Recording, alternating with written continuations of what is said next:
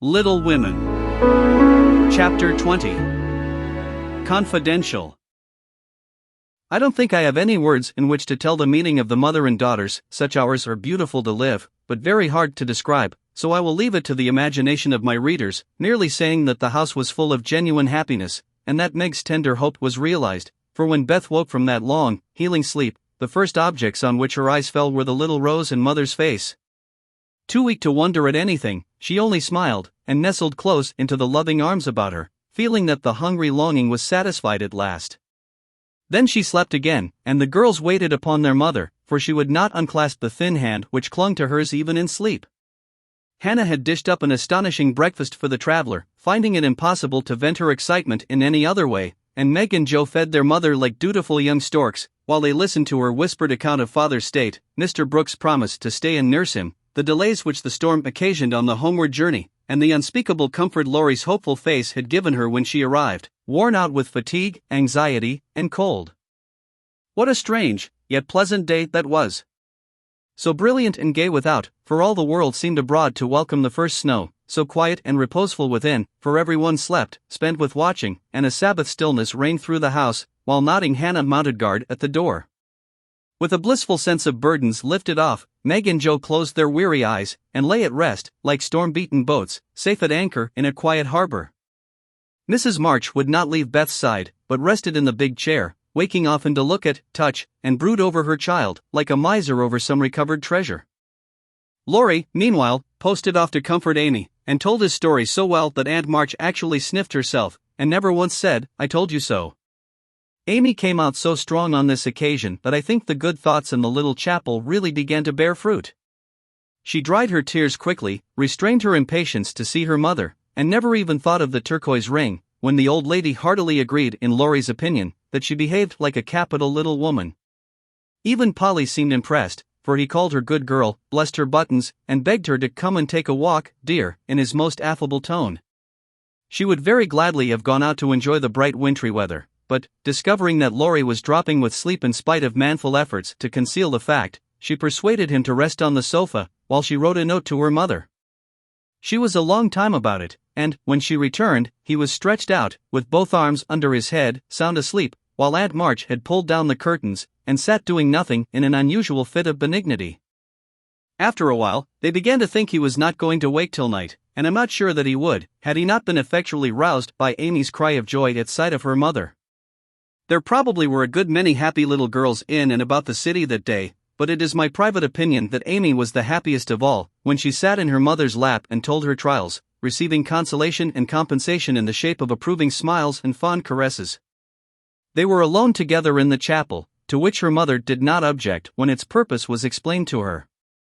On the contrary, I like it very much, dear, looking from the dusty rosary to the well-worn little book, and the lovely picture with its garland of evergreen. It is an excellent plan to have some place where we can go to be quiet, when things vex or grieve us. There are a good many hard times in this life of ours, but we can always bear them if we ask help in the right way. I think my little girl is learning this? Yes, mother, and when I go home I mean to have a corner in the big closet to put my books, and the copy of that picture which I've tried to make. The woman's face is not good, it's too beautiful for me to draw, but the baby is done better, and I love it very much. I like to think he was a little child once, for then I don't seem so far away, and that helps me. As Amy pointed to the smiling Christ child on his mother's knee, Mrs. March saw something on the lifted hand that made her smile. She said nothing, but Amy understood the look, and, after a minute's pause, she added gravely, "I wanted to speak to you about this, but I forgot it.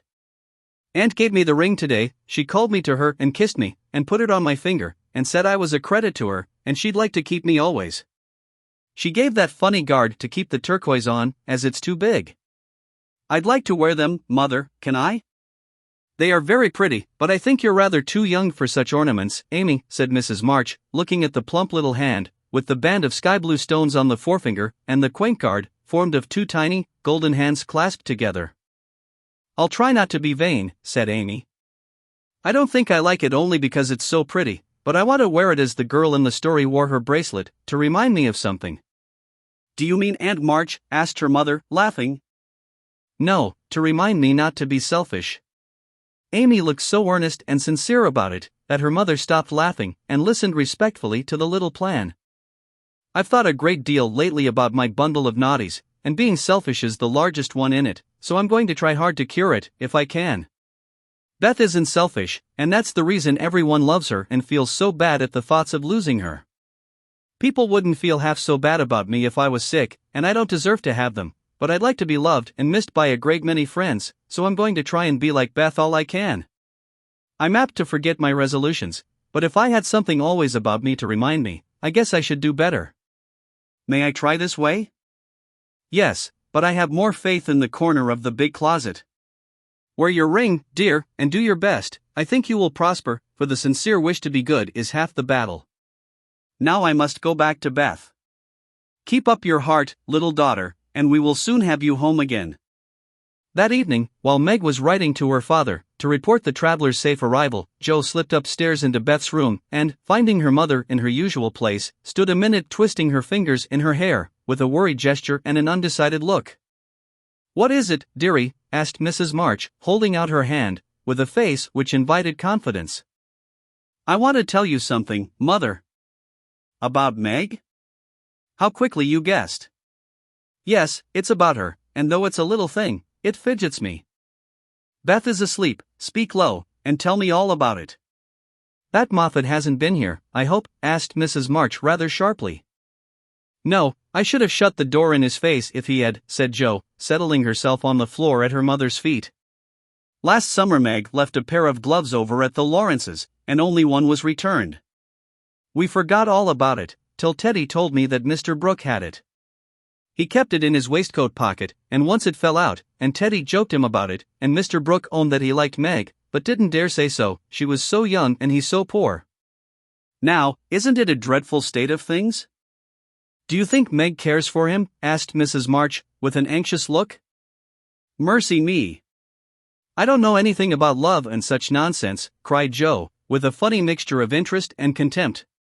"In novels, the girls show it by starting and blushing, fainting away, growing thin, and acting like fools. Now Meg does not do anything of the sort. She eats and drinks and sleeps, like a sensible creature. She looks straight in my face when I talk about that man, and only blushes a little bit when Teddy jokes about lovers.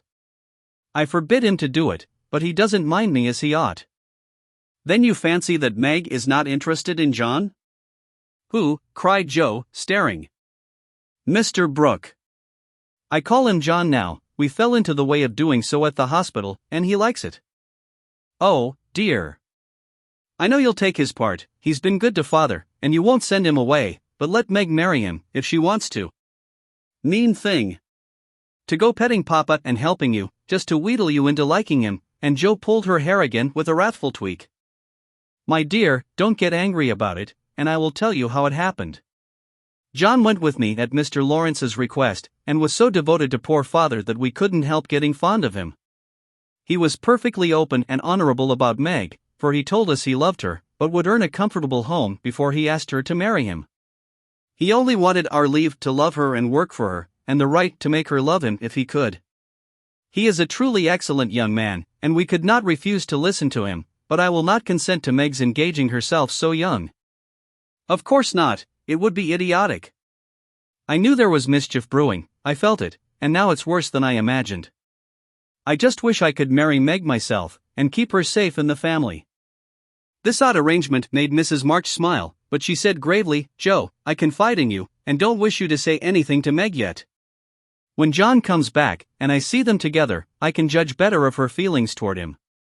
She'll see his in those handsome eyes that she talks about, and then it will be all up with her. She's got such a soft heart, it will melt like butter in the sun if anyone looks sentimentally at her.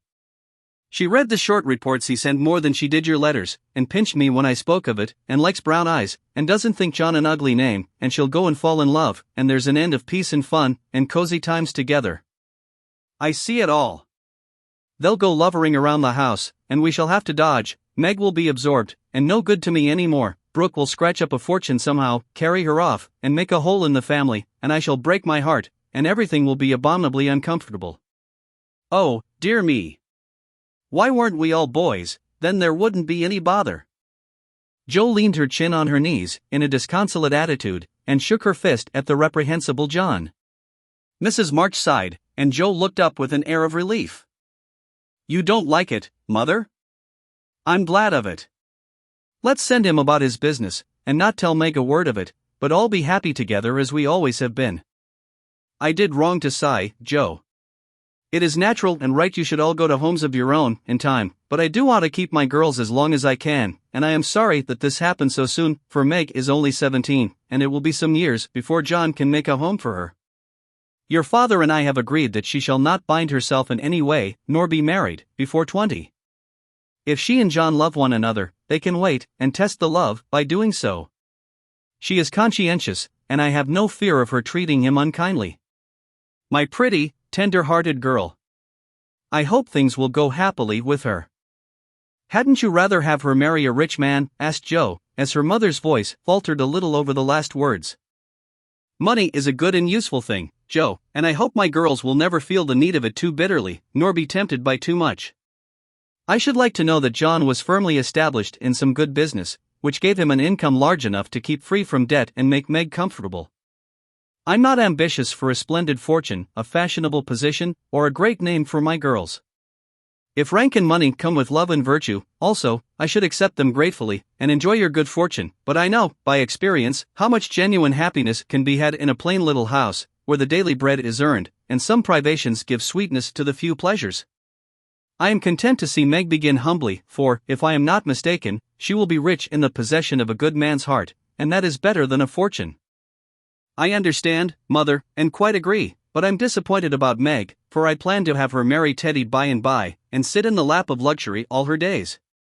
"Wouldn't it be nice?" asked Joe, looking up, with a brighter face. "He is younger than she, you know," began Mrs. March, but Joe broke in. "Only a little, he's old for his age, and tall, and can be quite grown up in his manners if he likes. Then he's rich and generous and good, and loves us all, and I say it's a pity my plan is spoilt. I'm afraid Laurie is hardly grown up enough for Meg, and altogether too much of a weathercock, just now, for anyone to depend on. Don't make plans, Joe, but let time and their own hearts make your friends. We can't meddle safely in such matters, and had better not get romantic rubbish, as you call it, into our heads, lest it spoil our friendship." "Well, I won't, but I hate to see things going all crisscross and getting snarled up, when a pull here and a snip there would straighten it out. I wish wearing flat irons on our heads would keep us from growing up. But buds will be roses, and kittens, cats, more's the pity." "What's that about flat irons and cats?" asked Meg, as she crept into the room, with the finished letter in her hand. "Only one of my stupid speeches. I'm going to bed. Come, Peggy," said Joe, unfolding herself, like an animated puzzle. "Quite right, and beautifully written. Please add that I send my love to John," said Mrs. March, as she glanced over the letter, and gave it back. "Do you call him John?" asked Meg, smiling, with her innocent eyes looking down into her mother's. "Yes, he has been like a son to us, and we are very fond of him," replied Mrs. March, returning the look with a keen one. "I'm glad of that, he is so lonely. Good night, Mother, dear." "It is so inexpressibly comfortable to have you here," was Meg's quiet answer. The kiss her mother gave her was a very tender one, and, as she went away, Mrs. March said, with a mixture of satisfaction and regret, "She does not love John yet, but will soon learn to."